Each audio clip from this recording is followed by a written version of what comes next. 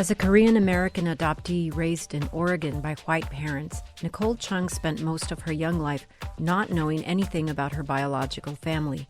After she became pregnant with her first child, she began to search for her family. That journey is what led to her acclaimed debut memoir in 2018 titled All You Can Ever Know. In that book, she discusses the challenges she faced growing up as an adoptee in rural America. And now, in her latest memoir, A Living Remedy, Chung recounts more about life with her parents enduring dire straits financially and in terms of their health problems, and underscores the challenges of healthcare access and equity that persist in the United States. This is Book Public from Texas Public Radio. I'm Yvette Benavides. On this episode, I talked to Nicole Chung about her memoir, A Living Remedy.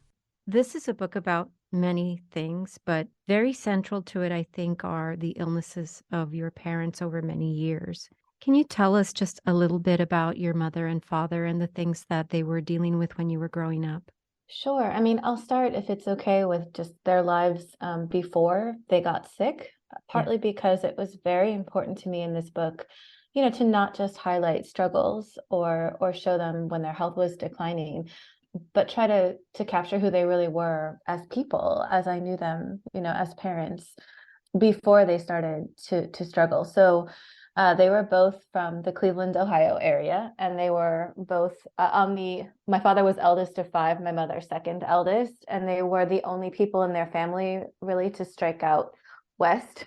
So they married quite young and lived in Alaska and Washington State, which is where they adopted me after I was born to Korean immigrant birth parents. And then they moved to Southern Oregon, and I lived most of my life there. It's hard to talk about their health struggles without also talking about the financial precarity that our family experienced when I was young. Like a lot of children, I think I wasn't really aware of either my parents' medical situation or like the family finances until I was older, like in high school. But I think when I was younger, my mother would have said we basically got by. Sometimes it was paycheck to paycheck. They got by, and it was in those years, like when I was in grade school, that they didn't really have a lot of significant medical problems.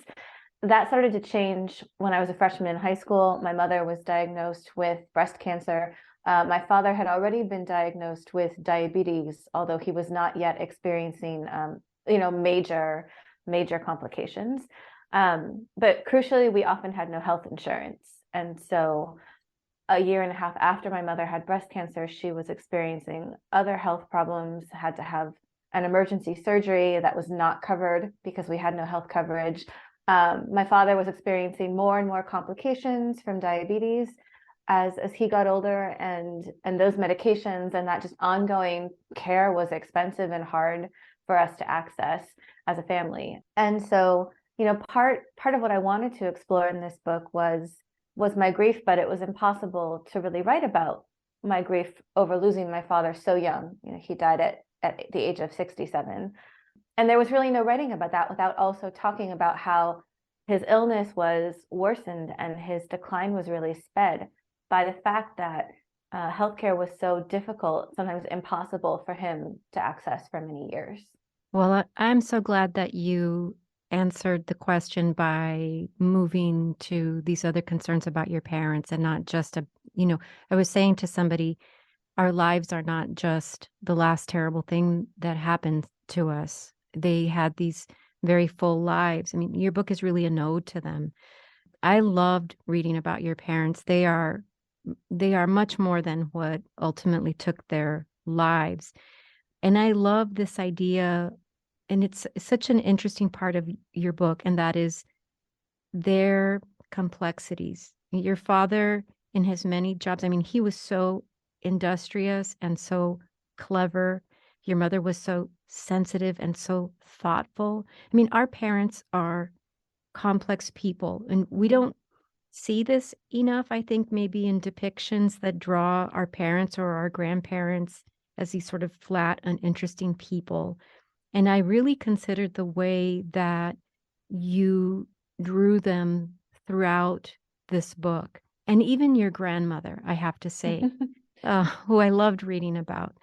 So I'm glad you went there in answering that question because I really lament this idea that occurs so often, which is that we can sort of boil down just a lifetime of experiences to only the really terrible things that might happen at the end of our lives when illness befalls us. But, the idea of diabetes for your dad, I will say that, I mean, diabetes is such a merciless disease. Mhm. It's one that carries with it so many other tentacles of suffering, so many other terrible, terrible symptoms and conditions.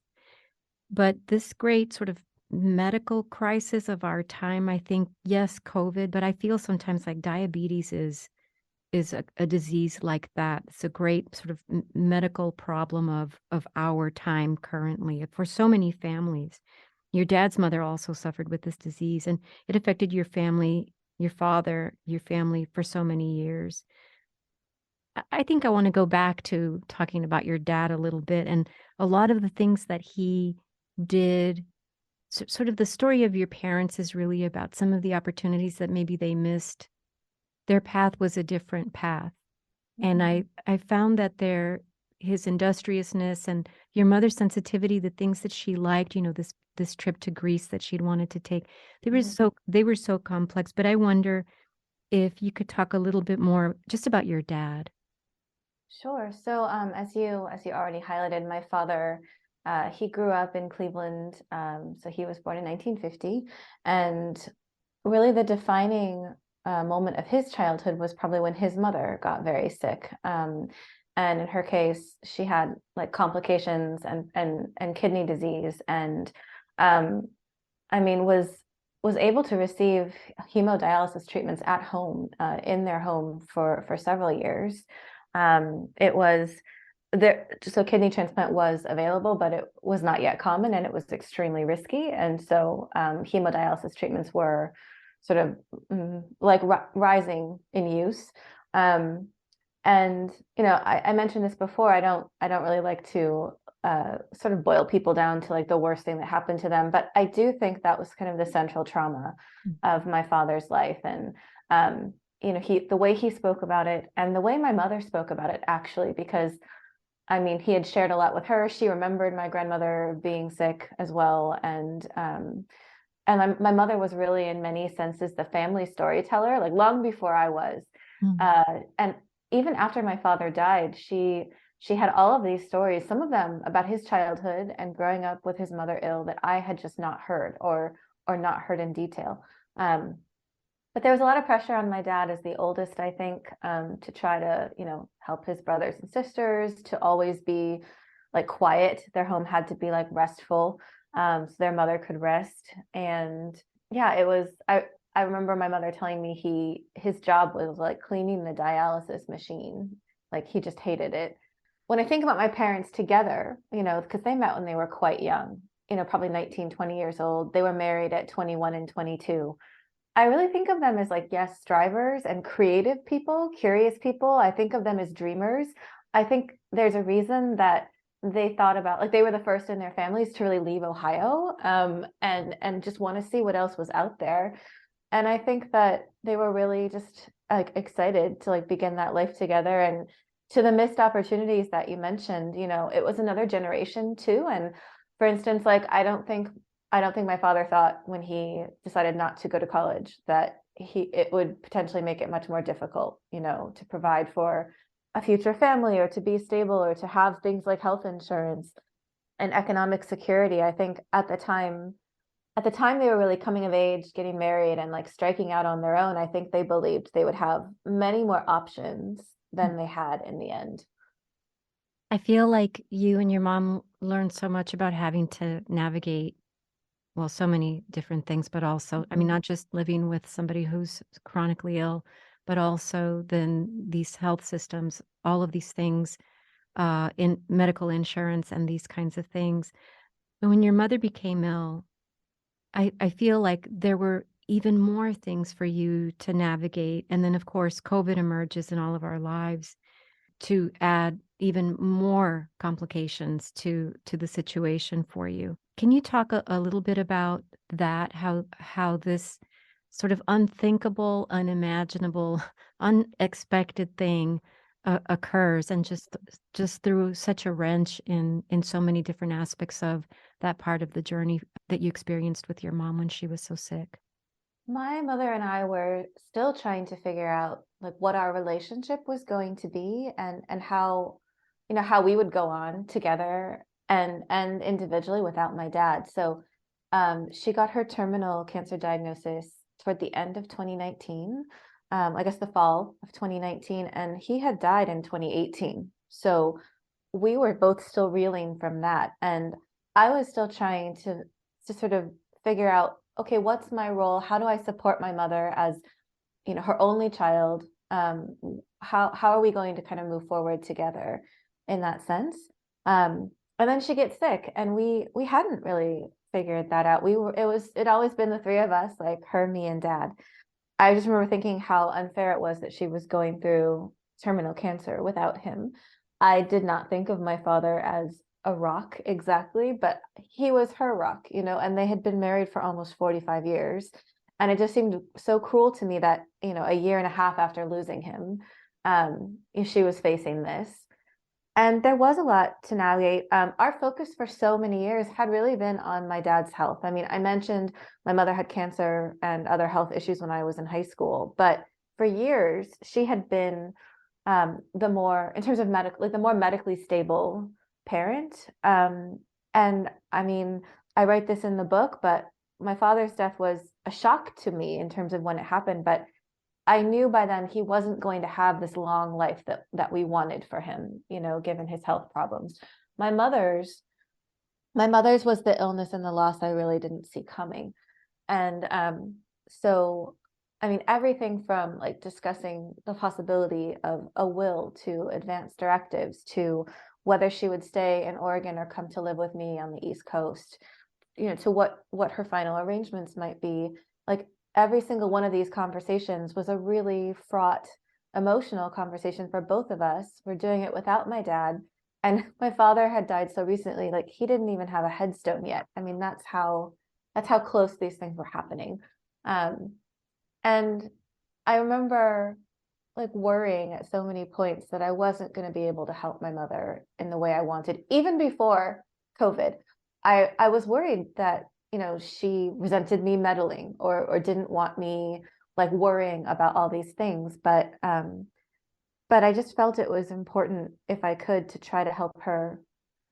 I thought it was, well, this is my chance to be there and support her and to make sure her wishes are followed, whatever they may be, even though these were really wrenching discussions to be having. So it was a process, and there were some things that honestly didn't get squared away, and I was sort of left to pick up the pieces after. But and I will say with my mother too, there were also, frankly, like there were financial things to work out, as there always is when someone gets sick, especially in this country with our expensive and inaccessible healthcare system. But for instance, trying to figure out how she was going to get like the home health care she needed. That was something else that I was doing. And I was her financial power of attorney and trying to make sure her bills got paid so her lights stayed on. I mean, there's so many like administrative tasks that you have to take care of, even as you're dealing with all of this sadness and shock and anticipatory grief. And it was important. It was like I thought of it as my responsibility, but it was still really hard, I think, for both of us to face like what our relationship, how it had changed and what it had become. My mother was such a fiercely independent person. And I think it was very hard for her to realize that because of her illness, she was losing some of that independence, and she would need me, her child, who she still thought of as her child. Like she takes care of me. It's not the other way around. It was really, I think, difficult for her to like allow me to do these things because she wanted to do them for herself. I found so moving also the way that you try to shore up the distance.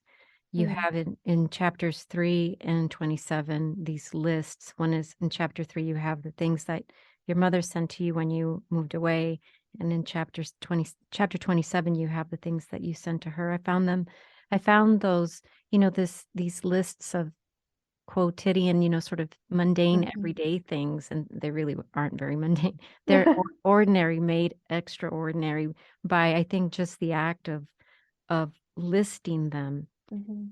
And I was thinking about how, there's a lot about guilt that I think many adult children can understand when they don't live near their parents and they don't Mhm. see them every day, and the mail becomes very important. And we start to consider all the time that we miss that maybe we could have spent together, and we start second guessing the ways that we've, chosen to spend this particular weekend when maybe we could have been over there, and, Mhm. all of that second guessing. But I feel like reading your book, you didn't have those choices with With COVID. COVID. Mhm. You couldn't hop on a plane, and, you had young children to take care of at home, and you couldn't hop on a plane either in either case, either to go see your mother who's very, um, vulnerable, or your family, and this was early on in the pandemic when we didn't Right. even know what to make of it, what was safe, how far could we push the envelope. It just seems to me like, you know, like you, I have had the experience of going to funerals virtually, Sorry. through the funeral oh, thank you, through the funeral home's live stream. I'm not sure people can really who haven't gone through it can really understand what that experience is like. So I have to tell you that reading what you wrote about your experience with that, I don't know quite how to say this. It was so visceral. It was so powerfully moving to read that, this idea of how you all dressed up a little bit. You Mhm. weren't wearing your, what you would normally wear during COVID times, Sweatpants, your yes. sweatpants. It's true. And Um, everybody was sitting sort of squashed together on the couch, you know. It was so powerfully moving to read that. Apropos of absolutely nothing, I watched this Jason Isbell documentary last night where he said that he feels like COVID turns everything into a sandwich that only has bread and then nothing mm, in between, and oh, just deprives us all of so much.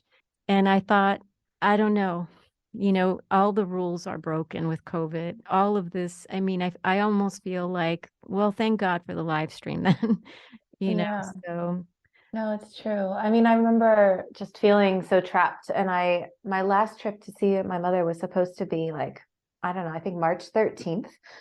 It was the day the schools closed. It was the day, at least where I live, it was the day we were officially asked to stay home. And I called her and I was just like, hopefully this calms down and I can come out soon, and I didn't really know what else to say. And she said, yeah, that's probably for the best. And then of course, like we kind of waited and things did not calm down. Like to your point about live stream funerals, I think actually many people, I guess particularly if they haven't experienced that, have forgotten. It's just so, or like maybe just don't want to remember. And there are still many families who like they postpone memorials and they still haven't been able to have them.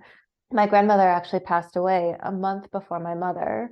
So like in early April 2020, and we still haven't had a funeral for her. mm, Just at the timing of it, like the phase of the pandemic we were in, my aunt and my mother weren't even allowed to be present at her burial. They were told they could watch from the car and go to her grave after and lay flowers. And just the fact that that was how so many people were forced to mhm. bury loved ones and to grieve in that moment in time, it's like so deeply painful. It's like a trauma that was experienced by so many. And I do think it's important to remember those experiences and like to not look away, because now we're 3 years into this and we're still living with so much individual and like collective grief. A lot of it sometimes feels unacknowledged. So I was very consciously trying to not write like a pandemic book.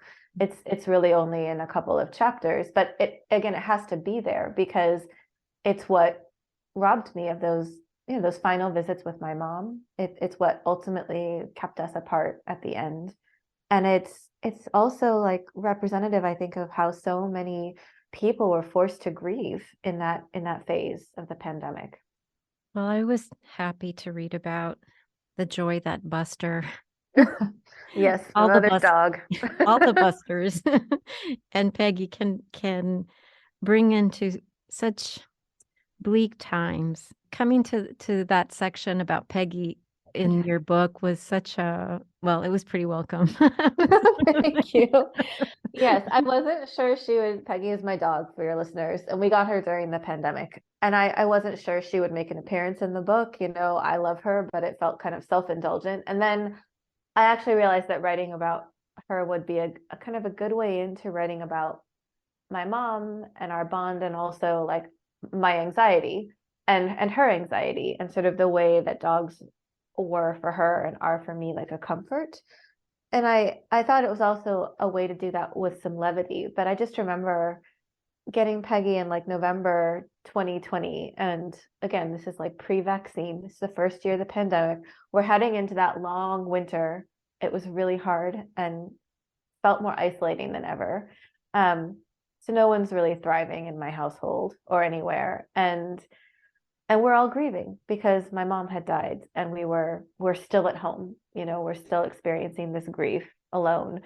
And the dog really kind of just crashed into our lives. And I write this in the book, but I think for so long after both my parents died, it was I could watch someone else being happy, being joyful, but sometimes it felt like I was like looking at it through a glass. You know, like there was something about it I couldn't quite access or feel myself. And when we got the dog and I saw how, like, just how happy my kids were, the change in them overnight was incredible. And for the first time, I felt like witnessing their joy. Like I could feel it.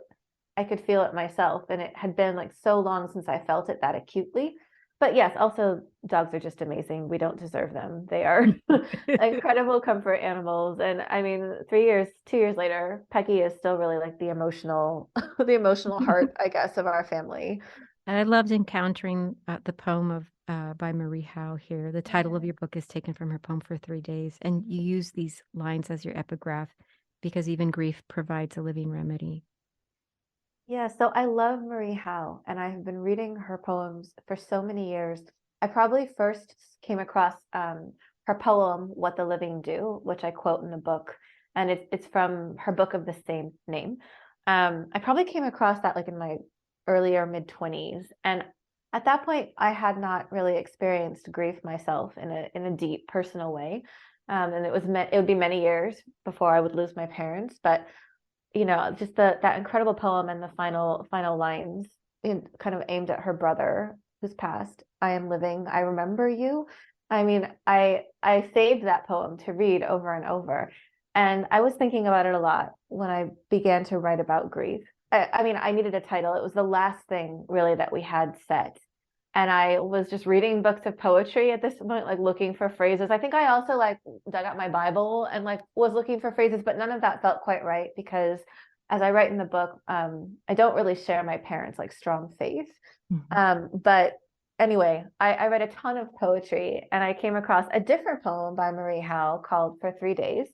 And that line that you just read, a living remedy. And I loved it so much. And I think what I really wanted was a title that, like Marie Howe's work, like her poems about grief and people she's loved and lost, like I wanted a title that would gesture toward the living and what it means to live like during and after grief, after loss, because your whole life you really have to reimagine it. Like you are a different person after that. I didn't really want a title about death. I did want a title that felt like it was looking forward a little bit, not not in the sense of like everything's fine now or pat solutions or you know I don't believe we really ever move past this grief. I think we learn to live with it, but the title just seemed perfect to me. So I actually wrote to Marie and I asked her for permission to use it. You know, I don't think it was subject to copyright, but I just wouldn't have wanted to use it without her okay. And she very graciously gave it. So I actually just recently sent her a copy of the book and she wrote a really kind note back. So I'm so grateful to her. Like her work has kept me company for decades now. And now I'm very conscious of what an honor it is that that the title of this book is from one of her poems. And I say to my friends or whoever, my daughter, you do survive somehow you do keep moving. You do think you'll never survive it, but somehow you do. And Right. there are other things that pull you out of it. I mean, sometimes I wonder about the distance that the live streamed, memorials and rosaries and funeral services. Sometimes I wonder about the buffer, the temporary buffer that they're providing for us, and then it's like a different it's a different brand of grieving too, It that is. almost, I don't know, forces us to. I don't know. I don't even know how to explain it, but there's really something there for me about that the experience of the thing that you imagine will just absolutely devastate you beyond living, and it Mhm. doesn't. I mean, and the sort of the first waves that you described too, the first wave is still there forever, probably. I feel that way sometimes, when I read the excerpt about receiving the ring that your mother had picked out for you Yeah. on your birthday. I thought, that's it. It's like it's the ring, but it's the lists, it's the ephemera, it's the memories, it's the photographs. It's those things that you can pick up and sort of, link arms with your husband and your children and just brace yourself on those things and move ahead. Yeah, I think that's true. I don't know, it was so strange, like in the immediate aftermath of my mother's death, because I actually expected, I mean, I was terrified of just living in the world without her. Like I didn't know what I would do when she died, and yet I knew it was coming. That's the thing about cancer, is you do know that it's coming. I really expected it would feel like losing my dad again, because we were only 2 years on from his death at that point. I remember feeling like this is it, it's going to pull me under. Like I just won't be able to go on. I mean, I just remember feeling so surprised when that didn't happen. I was really devastated. I was heartbroken when my mom died, but I mean, I only really realized this actually when I began writing, but like I had changed a lot in the 2 years since my father died. Like grief had changed me. Honestly, working with like a therapist, through my grief had helped so much. But I write in the book, like I had learned how to grieve without self-punishment, without so much self-blame, which is not the same thing as having no regrets. I think having some regret is part of being human and having relationships with and loving other humans. We never do it all perfectly. And you can't, because you can't see the future. And also something about how my mother loved me just so steadily and like without judgment, without expectation, even though I expected a lot of myself. I think I write this in the book too, but like I was always just enough for her. And I felt so strongly after she died, like this great absence, but also like she wanted me to have this life, and she knew it would be a life away from her at some point. And I don't know, I just wanted I was, in spite of everything, really thankful for the life that I had in part because of her. And you don't really, this may sound a little trite, but it's true that you don't really lose the people that you love. I mean, their love made you who you are.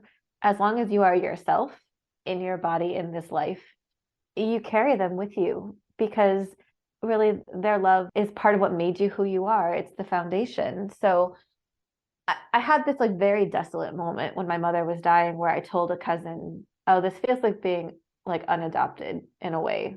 And it felt like this adoptive family I'd been in my whole life. It had dissolved, it was gone. My father was gone, my grandmother, who also helped raise me, and now my mother. But I mean, I recognize that emotion, that feeling was true in the time, but of course, like it still matters that I had this family. What I am, I still am what I am because they raised me and loved me. And so I don't know, I hold on to that because I don't even know if I find it comforting. It's just I feel it's the truth. I feel it's like the rock solid truth of what it means to love and be loved in this life. You don't ever really lose that. Yeah, that's kind of like how I've figured out sort of how to keep going, while recognizing, yes, my life has changed. I've changed a great deal. Like grief kind of broke me down and forced me to rebuild myself. I do. I really do cherish this life. And I know it's the life my mother wanted me to have. Nicole Chung, thank you so much for talking to me today. I really appreciate it. Well, thank you, Yvette. It was my pleasure. Nicole Chung is the author of A Living Remedy. It's published by Echo, an imprint of HarperCollins Publishers. This has been Book Public from Texas Public Radio. Write to us at bookpublic@tpr.org. Jacob Rosati composed our theme music. Dan Katz is Texas Public Radio's news director. I'm Yvette Benavides.